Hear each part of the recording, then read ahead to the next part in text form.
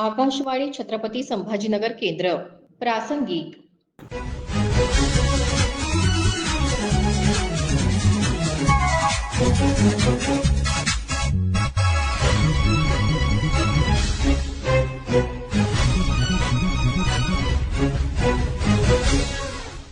पंतप्रधान नरेंद्र मोदी यांनी फेब्रुवारी महिन्यात प्रसारित झालेल्या मन की बात या कार्यक्रमात ओबेसिटी अर्थात लठ्ठपणाचा मुद्दा उपस्थित केला होता.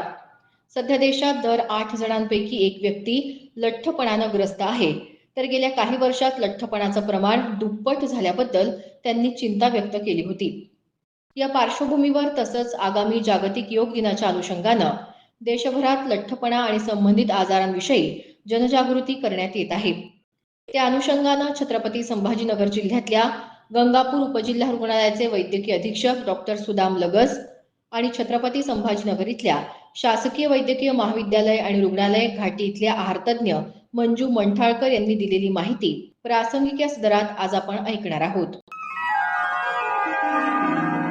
लठ्ठपणा हा जो एक आजार आहे, इट इज अ कंडिशन. त्याला आपण आता आजार म्हणून संबोधतो आहे, कारण ग्लोबली हा जो लठ्ठपणा आहे खूप वाढत आहे आणि त्याच्यावर आज भाष्य करण्याची खूप वेळ आहे. कारण प्रत्येक आजाराचं मूळ हे लठ्ठपणा आहे.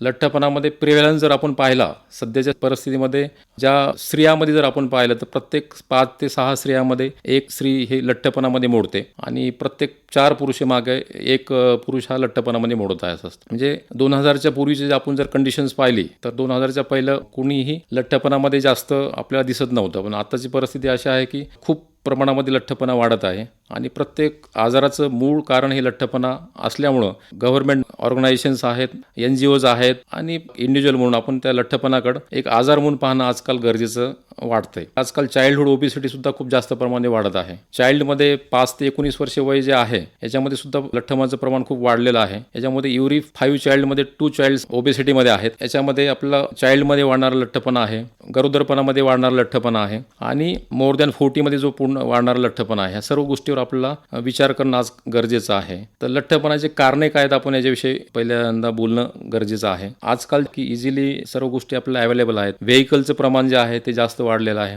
आपल्याला कुठेही काही चालण्याची गरज राहिलेली नाही. आपण अशा पद्धतीने राहत आहोत आणि बॉडीला लागणारे जेवढं आपण डाएट घेणं गरजेचं आहे त्याच्यापेक्षा चांगलं हाय रिच डाएट आपलं आज सर्व सुखसोयीयुक्त असल्यामुळं सर्वांना मिळत आहे.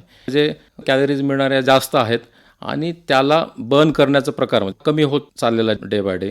त्याच्यामुळे लठ्ठपणाचं प्रमाण आपल्याकडे खूप वाढत आहे आणि याच्यावर कंट्रोल करण्यासाठी आपल्याला परत मूळ त्या ठिकाणी जाणं गरजेचं आहे की बॅलन्स डाएट आपल्याला गरजेचं आहे आणि त्यांचा लठ्ठपणा जो वाढत आहे त्यासाठी आपल्याला एक्झरसाईज जो प्रकार आहे किंवा आपण जे व्यायामाचे प्रकार आहेत, व्यायाम करणं गरजेचं आहे.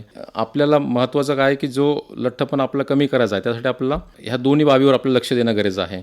काही जेनेटिक गोष्टी असतात की आईवडिलांना जर आपल्या लठ्ठपणा जर आहे तर निश्चित आपल्यामध्ये लठ्ठपणा येण्याची शक्यता जास्त असते. काही सोसिओमिनिक फॅक्टर्स मी तुम्हाला सांगितले, जसं की कुठल्याही गोष्टी इझिली अवेलेबल गोष्टीचा आपण वापर करणं, स्वतः न चालणं आहे, हा जो प्रकार वाढत आहे तो एक मूळ त्याचं कारण वाटतं. दुसरं एक ड्रग इंड्यूस ओबेसिटी आपण म्हणतो की जे आपण आजकाल जे आजार आहेत प्रत्येक आजारासाठी जे गोळ्या घेण्याचं जे प्रमाण आहे, जनरली जे नार्कोटिक ड्रग्ज आहेत, अँटीसायकोटिक ड्रग्ज आहेत, इपिलेप्सी जो आजार आहे झटके येणं म्हणतो आपण त्याला, त्यासाठी जे लागणाऱ्या जे गोळ्या आहेत ह्या सर्व गोळ्यांचा जास्त वापर जो आहे त्यामुळे सुद्धा लठ्ठपणा वाढत आहे. इव्हन आपण जे पेन किलर गोळ्या जास्त घेतो त्याच्यामुळे सुद्धा बॉडीमध्ये जास्त प्रमाणात पाणी राहतं आणि त्याच्यामध्ये लठ्ठपणा वाढण्यासुद्धा त्या गोळ्यासुद्धा कारणीभूत आहेत. स्टिरॉईडचा वापर आहे. आपण सर्वजण आपल्याला ज्ञात आहे की कोविडनंतर लठ्ठपणाचं प्रमाण आणखी प्रचंड प्रमाणात वाढलं आहे. आणि कोविडमध्ये आपण ज्या ट्रीटमेंट केल्या गेल्या त्यामध्ये स्टिरॉईडचा वापर अमाप प्रमाणामध्ये झाला. त्याच्यामध्ये बऱ्याच लोकांचं त्यानंतर लठ्ठपणा वाढला. तो एक त्याच्यामध्ये कारण आहे. तर अशा सर्व प्रकारच्या कारणावर आपण विचार करून आपल्याला लठ्ठपणा कमी करण्यासाठी सर्वांनी एकत्र येऊन आपल्याला याच्यामध्ये काम करणं आवश्यक वाटतं असं असतं. आता लठ्ठपणा कुणाला म्हणायचा? लठ्ठपणामध्ये आपण त्याचे काही पॅरामीटर्स आहेत. त्याला आपण एक पहिला पॅरामीटर्स आहे बॉडी मास इंडेक्स आहे. तर बॉडी मास इंडेक्सनुसार जर आपण लठ्ठपणा कॅल्क्युलेट जर केला तर त्याचं बॉडी मास इंडेक्स आपण काढतो कसं, आपलं वजन किलोग्रॅममध्ये आणि आपलं असणारे हाईट ती मीटर्समध्ये, weight divided by your height in metres is equal to BMI. तर BMI जर मोर दॅन 30 जर असेल तर आपण त्याला लठ्ठपणामध्ये आपण पकडतो, आणि 25 ते 30 जर BMI जर आपला असला तर आपण त्याला ओबेसिटीचं पहिलं स्टेज आणि 18.5 ते 25 जे आहे ते आपण त्याला नॉर्मल शरीर जसं पाहिजे त्याप्रमाणे जर असलं तर आपण त्याला पकडू शकतो. असं तर BMI आपल्या सर्वांना प्रत्येकाने BMI आपला काढला पाहिजे. आणि दुसरा एक लठ्ठपणाचा पॅरामीटर्स आहे वेस्ट सर्कम्फरन्स आहे. वेस्ट सर्कम्फरन्स म्हणजे आपल्या कंबरेचा जो घेर आहे. तर वेस्ट सर्कम्फरन्स हा पुरुषामध्ये जर 90च्या पुढे जर असला आणि स्त्रियामध्ये जर 80च्या पुढे जर असला तर ते सुद्धा ओबेसिटीमध्ये ते येऊन जातं असं असतं. आणि त्यानुसार त्यांना आपल्याला काय काय गोष्टीची काळजी घेणं गरजेचं आहे ते आपण त्यांना सांगू शकतो. तर ओबेसिटी प्रिव्हेंट करण्यासाठी गव्हर्नमेंटने चालू केलेलं आहे. याच्यामध्ये 3 मार्च जो आहे तो ओबेसिटी डे म्हणून साजरा केला जातो. चेंजिंग सिस्टीम आणि हेल्दी लाईफ हे ह्या वर्षीची थीम आहे. तर चेंजिंग सिस्टीम म्हणजे सिस्टीम पूर्ण चेंज होणं गरजेचं आहे. जसं फक्त डाएटच नाही तर प्रोसेसिंग फूड जे जास्त प्रमाणात होतं त्याच्यावर सुद्धा नियम येणं गरजेचं आहे. त्याप्रमाणे शासन त्याच्यावर काम करत आहे. दुसरी गोष्ट आहे की कंपल्सरी यूज ऑफ बायसिकल्स आहे. हा सुद्धा त्याच्यामध्ये त्यांनी एक प्रोव्हिजन करण्याचं एक गरज आहे. ओबेसिटी टाळायची कशी याच्यामध्ये जीवनशैली जी आपली आहे त्याच्यामध्ये चेंज करणं खूप गरजेचं आहे. त्याच्यामुळे डाएट आहे. तर जे आपलं बॅलन्स डाएट होतं बॅलन्स डाएटमध्ये आपण काय म्हणतो की कार्बोहायड्रेटचं जे प्रमाण आहे ते एक 50 to 70% प्रमाण हे कार्बोहायड्रेटचं असावं. 30 to 40% प्रमाण जे आहे आपलं प्रोटीनचं असावं, आणि 10% प्रमाण आपलं जे आहे ते फॅटचं असावं आपल्या खाण्यामध्ये. आणि आपल्या खाण्यामध्ये जे आहे ते सर्व प्रकारचे सर्व रंगाचे फळं असणं आवश्यक आहे. फायबर डाएट असणं आवश्यक आहे जेणेकरून बॅलन्स डाएट आपल्याला मिळू शकतो. आजकालच्या जे जेवणामध्ये जे आहे आपल्या घरी बनवण्यापेक्षा बाहेरचं जेवण खाण्याची पद्धत आपल्याकडे जास्त अवलंबली जाते. ज्याच्यामध्ये प्रोसेस फूड आपण खूप जास्त प्रमाणामध्ये सेवन करत आहोत. फोर्टिफाईड फूड्स आहेत, प्रोसेस फूड आहे, फ्राईड फूड्स जे आपण पाहतोय त्याच्यामध्ये सुद्धा जास्त प्रमाणामध्ये सॉल्ट वापरला जातो. तेलाचं प्रमाण त्याच्यामध्ये जास्त असतं आणि टेस्ट त्यांनी त्याच्यामध्ये इन्ग्रेडियंट्स वाढल्यामुळं आपण खूप जास्त प्रमाणामध्ये आपण त्याचं सेवन करतो, आणि ते सेवन केल्यामुळं त्याचे दुष्परिणाम आपल्या बॉडीवर त्याच्यामध्ये होत आहेत असं असतं. त्याच्यामुळे जे बॅलन्स डाएट आहे आपलं ते घरच्याच डाएटमध्ये आपल्याला ते मिळू शकतं. तर किंवा जास्तीत जास्त आपण बॅलन्स डाएट घेण्याचा आपण प्रयत्न जर केला तर निश्चित ओबेसिटीवर कंट्रोल येण्यासाठी मदत होऊ शकते. दुसरी गोष्ट आहे एक्झरसाईज. आता एक्झरसाईज कुठली करायची? जे लठ्ठपणा ज्यांना आहे त्यांना एक्झरसाईज आपण खूप ब्रिस्क एक्झरसाईज आपण सांगू शकत नाही. असं जे एक्झरसाईज आपण ते सांगणं गरजेचं आहे. त्याच्यामध्ये योगा आहे. दररोज 40-45 मिनटं एक 3 ते 4 किलोमीटर चाललं ज्याच्यामध्ये आपल्या हृदयाची धडधड वाढते, थोडासा घाम आल्यासारखा वाटतो आणि थोडा दम लागल्यासारखा वाटतो. एक 150 मिनिट प्रत्येक आठवड्यामध्ये जर चाललो तर आपल्या शरीरामधील जवळजवळ 400 ते 500 कॅलरीज आपल्या बर्न होऊ शकतात. 2000 ते 2200 कॅलरीज आपल्याला लागतात पुरुषामध्ये, आणि 1800 ते 2200 कॅलरीज या स्त्रियामध्ये लागतात. तर कॅलरीज रिडक्शनसुद्धा इनिशियली गरजेचं आहे. बिहेवियरल चेंजेस जे आहेत तर मोठ्या प्रमाणामध्ये सोशल मीडियाचा वापर आहे, जेवताना TV पाहणं आहे, ह्या गोष्टीसुद्धा आपल्याला प्रतिबंध लादणं गरजेचं आहे. पालकांनी स्वतः ह्या गोष्टी इम्प्लिमेंट कराव्यात, त्याच वेळेस तुमचे मुलं त्या गोष्टी पाळतील. जर लठ्ठपणा जर मोर दॅन 35 BMI आहे, मोर दॅन 40 आहे तर त्याला मग ट्रीटमेंटची आवश्यकता आहे. डाएट आहे, व्यायामाचं आहे महत्त्व, आणि तिसरी गोष्ट बिहेवियरल चेंजेस जे आहेत ते ह्या 3 गोष्टी महत्त्वाच्या आहेत.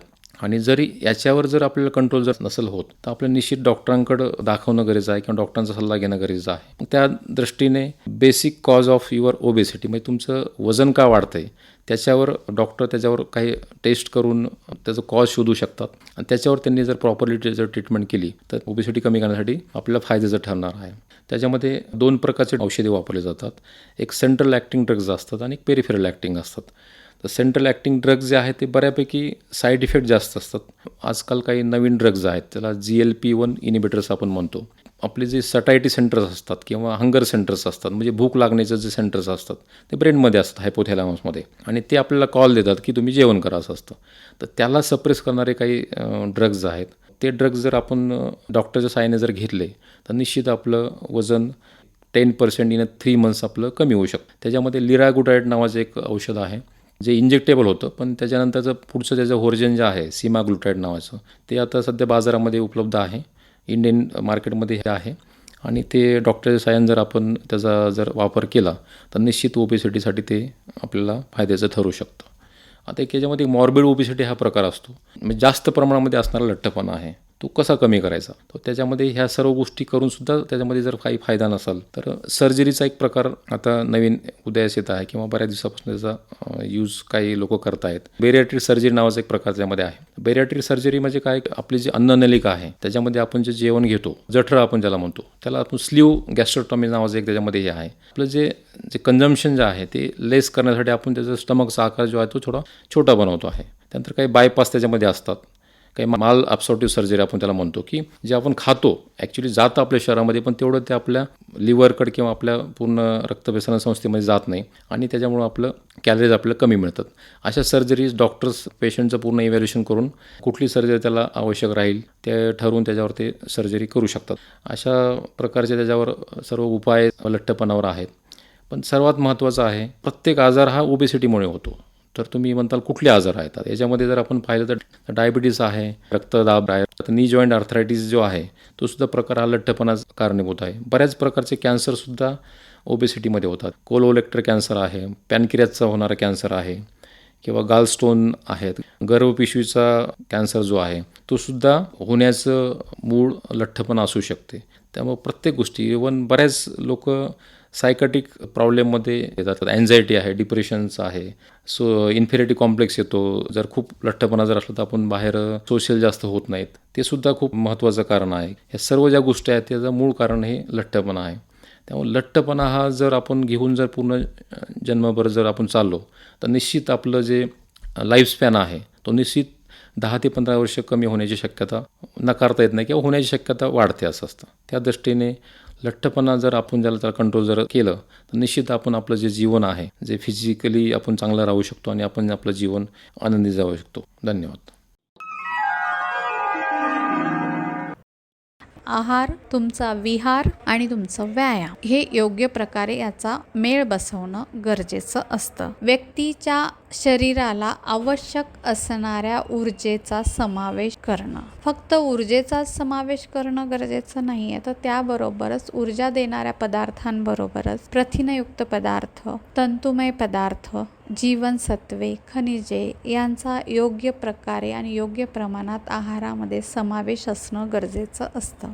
आपली जीवनशैली बदलली आहे. बहुतांश लोक बैठे काम करतात, त्यामुळं ऊर्जेची आवश्यकता कमी झालेली आहे. आहारामध्ये तृणधान्यांचं प्रमाणही कमी करणं गरजेचं आहे. पोळी आणि भाकरीचं प्रमाण कमी करून प्रथिनांचं प्रमाण वाढवणं, उदाहरणार्थ डाळी, मोड आलेले धान्य, मलई काढलेलं दूध, ताजं दही, ताजं ताक यांचा समावेश केला जाऊ शकतो. याबरोबरच जे व्यक्ती अंडी खातात त्यांनीही अंड्यांचाही वापर उकडलेल्या त्यांच्या आहारामध्ये केला जाऊ शकतो. विशेषतः उकडलेल्या अंड्याचा पांढरा भाग हा आहारामध्ये समावेश केल्यास त्याचा जास्त फायदा होऊ शकतो. आहारामध्ये तंतुमय पदार्थही आवश्यक असतात, ज्यामुळं आपल्या आहारातील ऊर्जेचा प्रमाण कमी होऊन तंतुमय पदार्थांमुळे आपल्या शरीरातील चरबी कमी होण्यासाठी मदत होऊ शकते. आता हे तंतुमय पदार्थ कशातनं मिळू शकतात, तर ते तुम्हाला भाज्या, फळं यांच्यामधून मिळू शकतात. दिवसभरातून कमीत कमी पाव किलो भाजी तुमच्या आहारामध्ये असणं गरजेचं आहे. त्या व्यतिरिक्त एखाद दुसरं फळ असणं गरजेचं आहे. कच्च्या भाज्यांचाही आहारामध्ये समावेश करणं गरजेचं असतं. आहार घेताना तुम्ही कोणत्या पद्धतीने आहार घेता आहात तेही महत्त्वाचं आहे. तुमचं मुख्य जेवण जे असतात, नाश्ता, दुपारचं जेवण आणि रात्रीचं जेवण यांच्या वेळा पाळणं हे गरजेचं आहे. सकाळी नाश्ता हा 8 ते 9च्या दरम्यान झाला पाहिजे. नाश्ता किंवा जेवणाची सुरुवात करताना सुरुवातीला द्रव पदार्थ घ्यावेत, म्हणजे ताक, लिंबू पाणी किंवा सूप वगैरे. त्यामुळे आहाराचं प्रमाण कमी होण्यासाठी मदत होऊ शकते. त्यानंतर तुम्ही सॅलड खावं आणि त्यानंतर जे काही मुख्य जेवण आहे ते करणं गरजेचं असतं. आहारामध्ये ज्या काही डाळी, धान्य वापरतात त्या पूर्ण स्वरूपात वापरणं हे महत्त्वाचं असतं, किंवा सालीसहित डाळींचा किंवा मोड आलेल्या धान्यांचा तुम्ही आहारात वापर केला तर त्याचा फायदा होऊ शकतो. आहारांच्या मधल्या वेळेमध्ये, म्हणजे नाश्ता जेवणाच्या मधल्या वेळेमध्ये भूक लागल्यास तुम्ही ताक, सूप किंवा सॅलड किंवा फुटाणे वगैरे यांचा वापर करू शकता. आहारामध्ये तेल, तुपाचं प्रमाण कमी ठेवणं, मैद्याचे पदार्थ यांचा वापर टाळणं, पॅकेटचे पदार्थ त्यांचं सेवन टाळणं हे गरजेचं असतं. धन्यवाद. छत्रपती संभाजीनगर जिल्ह्यातल्या गंगापूर उपजिल्हा रुग्णालयाचे वैद्यकीय अधीक्षक डॉक्टर सुदाम लगस आणि छत्रपती संभाजीनगर इथल्या शासकीय वैद्यकीय महाविद्यालय आणि रुग्णालय घाटी इथल्या आहार तज्ज्ञ मंजू मंठाळकर यांनी लठ्ठपणा, उपाययोजना आणि आहार याबाबत दिलेली माहिती प्रासंगिक या सदरात आताच आपण ऐकलीत. हा कार्यक्रम आकाशवाणी छत्रपती संभाजीनगर केंद्राच्या प्रादेशिक वृत्त विभागाने सादर केला. सादरकर्ते समरजित ठाकूर, निर्मिती सहाय्य धनंजय ब्रह्मपूरकर.